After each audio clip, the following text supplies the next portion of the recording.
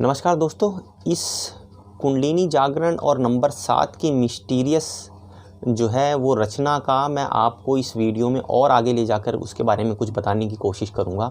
दोस्तों 7 नंबर जो है वो कुंडलिनी जागरण से सीधा सीधा संबंधित होता है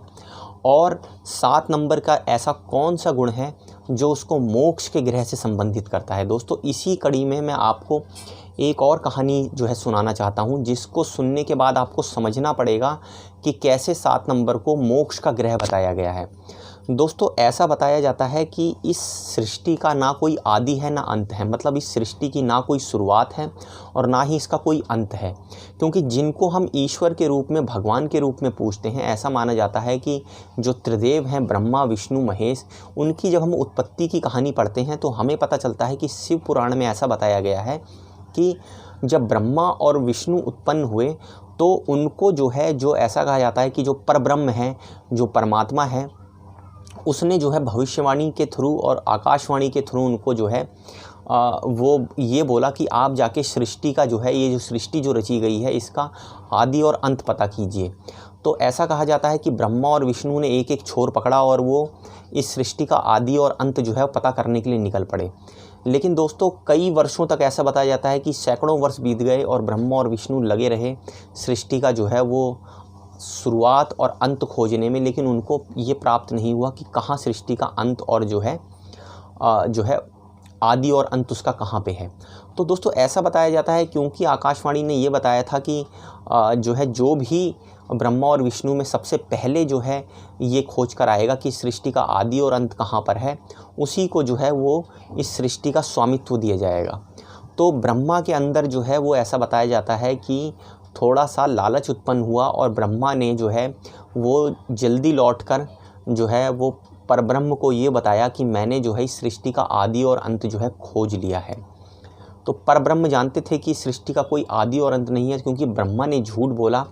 तो ऐसा बताया जाता है कि उनको जो है परब्रह्म ने वो विशेष स्थान नहीं दिया जो है उनको मिलना चाहिए था, क्योंकि वो सृष्टि के जो है, ब्रह्मांड के जो है वो रचयिता के रूप में उनको स्थान दिया गया था। उसके बाद ऐसा बताया जाता है कि विष्णु आए और विष्णु ने जो है वो विनम्रता से ये स्वीकार किया कि मुझे जो है इस सृष्टि का आदि और अंत नहीं पता चल पाया है। दोस्तों आप देखेंगे तो इन दो चीज़ों को दिखाने का मकसद यही है कि हम भी इन्हीं दो ब्रह्मा और विष्णु की कैटेगरी में हमारा जो अंत है, जो मन होता है वो डिवाइड होता है। अगर आप ये मान लेते हैं कि ईश्वर है या परमात्मा है या कोई भी ऐसी चीज़ है, तो आप अपने आप को धोखा देते हैं। अगर आप भगवान विष्णु की तरह ये मान लेते हैं कि मुझे कुछ पता नहीं है, मैं सिर्फ सीकर हूँ, मैं सिर्फ जानने की जो है जिसके अंदर इच्छा है वो हूँ और मैं सिर्फ जानना चाहता हूँ, मेरे को पता नहीं है कि आगे क्या है, तो आप विष्णु बन जाते हैं। जब आप विष्णु बनते हैं तो आप सृष्टि के जो है पालनहार बन जाते हैं और आप कण कण में बस जाते हैं। सृष्टि के हर कण से आपका जो है जुड़ाव हो जाता है, छोटी से छोटी चीज़ से और बड़ी से बड़ी चीज़ में। तो आप सृष्टि को अपने घर की तरह पालने लगते हैं। वो सारी चीज़ें जो आपसे मतलब नहीं रखती हैं वो भी आपके ही शरीर और आपके ही पार्ट जो है बनने लग जाते हैं। तो कोई भी ऐसी चीज़ आपके लिए व्यर्थ नहीं रह जाती है जो आपको जो है देखने पर अपने से अलग प्रतीत होती है। इस कहानी का अर्थ यही है दोस्तों कि जब तक आप अपने आप को ये मानते हैं कि मुझे सब पता है और मैंने सब पता कर लिया है, अपने आप को झूठ बोलते हैं, तो वैसे ही जो है आपकी विद्या का, आपके गुणों का अंत होने लगता है। लेकिन जब आप अपने आप को ये मानते हैं कि चाहे आप कितने भी ज्ञानी हो, चाहे आप कितने भी जानकार हों, चाहे आप कितने भी बड़े साधना वाले हों, लेकिन जब आप ये मानते हैं कि मेरी खोज अभी निरंतर जारी है, तो उसी तरह से परमात्मा जो है आपको ज्ञान देता जाता है और आपके अंदर जो है वो पालनहार के गुण, भगवान विष्णु के गुण जो है वो व्याप्त होने लगते हैं। दोस्तों 7 नंबर को इतना इम्पॉर्टेंट इसलिए मैंने जो है इस स्टोरी से कनेक्ट किया है क्योंकि 7 नंबर भी जो है उसका सर नहीं है। तो जब आप कोई भी ऐसे काम करते हैं, कोई भी ऐसे कार्य करते हैं जो तर्क से, जो लॉजिक से परे होते हैं,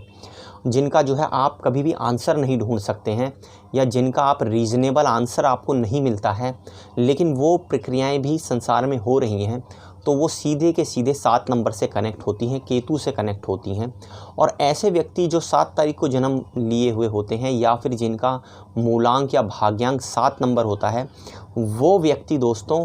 कहीं ना कहीं कुंडलिनी जागरण उनका स्वतः होता है, कुंडलिनी जागरण से जुड़े हुए होते हैं। क्योंकि कुंडलिनी जागरण होने के साथ साथ ही आपका शरीर जो है वो आपके जो चारों तरफ का जो एनवायरनमेंट है, आपकी जो परिस्थितियां हैं, आपका जो पर्यावरण है, उससे आप जुड़ने लगते हैं। जैसे ही आप उनसे जुड़ते हैं तो आप कुछ ऐसी चीज़ें करना भी शुरू करते हैं जिन चीज़ों को देखकर जो है वो आम आदमी जो है आपको पागलों की तरह जो है संज्ञा देने लग जाता है। उसको लगता है कि इन बातों का जो आप कर रहे हैं कोई लॉजिक नहीं है, और जब वो बातें आपकी लॉजिक से परे होती हैं तो वही आपको ले जाकर ऐसे ब्रह्मांड के ज्ञान की तरफ ले जाती हैं जो आम आदमी के लिए जो है प्राप्त करना आसान नहीं होता है। दोस्तों, इसके अगली वीडियो में जाकर मैं आपको और एलोबरेट करके बताऊंगा कि कैसे नंबर 7 और कुंडलिनी जागरण जो है वो आपस में जुड़ते हैं, और नंबर 7 वाले व्यक्ति ऐसा क्या करें कि वो जो है अपनी कुंडलिनी शक्ति को और ज़्यादा बढ़ा सकें, अपनी परोपकार की क्षमता को और ज़्यादा बढ़ा सकें, और एक जो है ऐसे व्यक्तित्व को जो है एग्जाम्पल के रूप में संसार में प्रस्तुत कर सकें कि लोग उनका जो है वो प्रभाव मान सकें, और उनसे जुड़कर जो है समाज का, अपने जो है आसपास के वातावरण का, अपने पर्यावरण का, अपने से जुड़े लोगों का कल्याण कर सकें। धन्यवाद दोस्तों।